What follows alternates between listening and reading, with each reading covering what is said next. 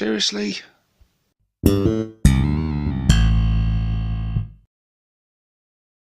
Hey guys, and welcome to another tactics video with myself, 6+ Stevo. In this one, we are swooping in to take a look at the Wazbom Blastajet. This thing comes in at 175 points. It is not cheap. It is very expensive. But when we take a look at this data card, we're going to see if that cost is justified. It is by far the most expensive of all the flyers, so hopefully it is by far the best of all the flyers. Let's find out, shall we? It has a movement of 20+, a toughness of 9, a 3+ save, 12 wounds, leadership 7, and an objective control of 0. It is armed with the following: a smasher gun and twin Wazbom mega cannon and an armoured hull. It does come with options. This model's twin Wazbom mega cannon can be replaced with one twin teleport mega blaster. That sentence was a real tongue twister. This model can be equipped with one Blastajet force field. This model can be equipped with one twin super shooter. Now, we already know how good those twin super shooters are. If you check out my last video on the Datasheet, go and learn more about them there. But we'll take a look at them here in a minute. It also comes with the keyword grenades, which is interesting. And so where should we start first? Should we look at the abilities or the weapons? Let's look at the abilities first. So it comes with Deadly Demise D3, just like the Datasheet. And it's got the ability Blastajet Attack Run. Each time this model makes a ranged attack that targets a unit that cannot fly, re-roll a hit roll of 1. Okay, so we're starting to see already this is a really nice shooty option, especially for laying down fire on ground units. Getting that +1 to hit, very nice indeed. So it's going to be accurate for Orks. This is going to be good. War gear abilities: Blastajet force field. The bearer has a 4+ invulnerable save, but it loses the grenades keyword. So a 4+ invuln. It comes with a 6+ invuln as standard. 4+ invuln is not to be sniffed at. That's fantastic. That bit of war gear obviously is free, and all you're losing is the grenade keyword. Now, I like the grenade stratagem. I think it's a cool stratagem, and it can throw out some good mortal wounds. It's nice. But would I be wanting to use the grenade stratagem when this thing is loaded with some really nice weaponry? Probably not.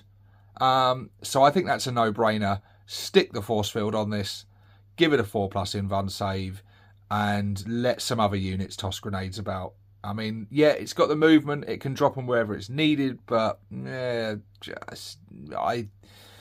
you've got something incredibly specific in mind, I think you can, lob your grenades with other units, and yeah, just focus on the guns on this thing. Damaged, 1 to 4 wounds remaining. While this model has 1 to 4 wounds remaining, each time this model makes an attack, subtract 1 from the hit roll, just like the Datasheet, so it becomes a little bit less accurate once it's on its last legs. Let's take a look at these weapons, shall we? So let's just remind myself. So it comes equipped as standard with the smasher gun and the mega cannon, but the mega cannon can be replaced with a teleport blaster. And it can also be... Right, okay, so we've just got the options to swap them round. So, the smasher gun. Range, 48 inches. Oh, so hang on a minute. Also has the blast keyword. Blast keyword, very nice. So, range 48 inches. D3 attacks. Ballistic skill, 4+. Oh! And then when you're shooting at ground units, it's a 3+. Orks with 3+ ballistic skill. Yes. Strength 9. AP -3 and damage of 4. Oh, yeah, we like this. We like this. So a smasher gun shooting at a ground target, D3 attacks. So yeah, sometimes you'll get 1, sometimes you'll get 3. Good ballistic skills. So those few attacks you get are much more likely to hit. Strength 9 is nice. AP -3, it's chomping through nearly all armor. And a flat damage of 4 is very tasty indeed. Yeah, this thing's damaging everything if it hits. Yeah, we like that. But you can swap that out for the Twin Teleport Mega Blaster, which is blast as well, but also twin link. So you're re-rolling the wounds on this thing. Got a much shorter range, 24-inch range. Comes with 3 attacks though, so it's half the range, but you're getting much more reliable attacks. Ballistic skill 5+ on this. Huh. So it's, I guess the weapon's just not as accurate. It's kind of like a heavy weapon, I guess, on the plane or something. I don't know. That's odd. So yeah, much back to regular Orc ballistic skill. But again, if you're shooting at ground targets, then you are hitting on a 4+. Strength 9, same strength. AP -1, so much weaker on the armor penetration front, and damage D6 +1. It's not got the range. That's the same as the smasher gun, so it's half the range, but I don't think the range is really going to matter when it's strapped to a flyer, so you can kind of ignore that really. If you've got a 48-inch range and unlimited movement and you still can't hit it, then you probably don't deserve to hit it. But yeah, 24-inch range on an aircraft is probably sufficient to hit what you want to hit, provided you've maneuvered your plane in the right area. It also comes with the Twin Wazbom Mega Cannon, which is a blast weapon, and it is hazardous and it is twin linked. Has a 36-inch range, D3 attacks just like the smasher gun, ballistic skill 4+ just like the smasher gun, but it is strength 12, AP -2 with D6 damage. Yeah, it's not quite as good as the mega cannons, the custom mega cannons that you have like on your mech guns, which get like D6 attacks, but it is strapped to a flyer that can nip about the board and hit anything it likes, and it is twin linked, so you're re-rolling those wounds, which most things it's going to be wounding on 3s or 2s in a lot of cases, and being able to re-roll that makes it highly efficient. Along with that highly efficient ballistic skill, I like this a lot. I think that's really, really good. Obviously, you do have a bit of a slight risk to yourself, but it's worth the risk. Take the risk. Always take the risk, guys. If you're an Orc player and you're playing with whatever in any game, always take the risk. It's what an Orc would do. And then you've got the option of equipping this thing with a twin super shooter, which you should definitely do. It is rapid fire 2, sustained hits 1, twin linked.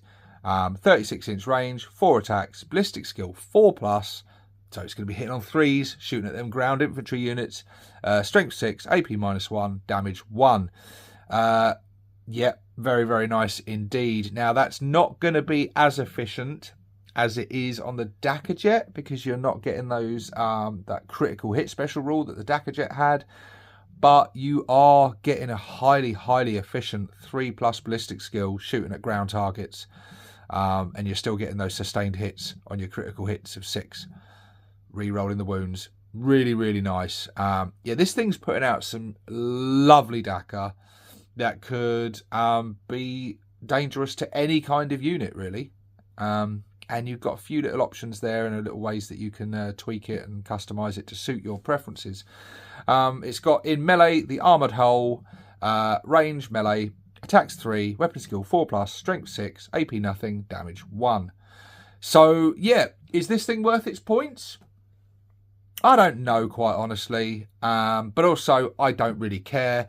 It's cool as fuck. Yes, it's expensive, but you've got a really fast flying unit kitted out with some seriously dangerous weapons, hitting on a really, really nice ballistic skill. You can give it a 4+ invuln save.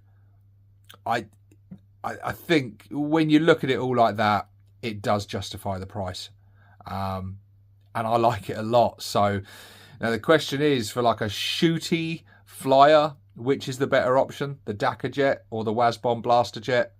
Guys, let me know in the comment section below what you prefer. And until then, we need to look at, don't we? We need to look at what the next flyer is we're going to be looking at. Let's take a look at what is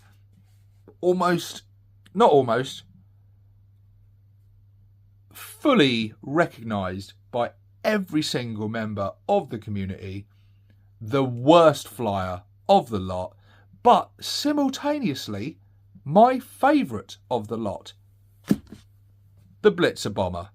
Join me on that one, guys. This is 6 Plus Stevo, signing out.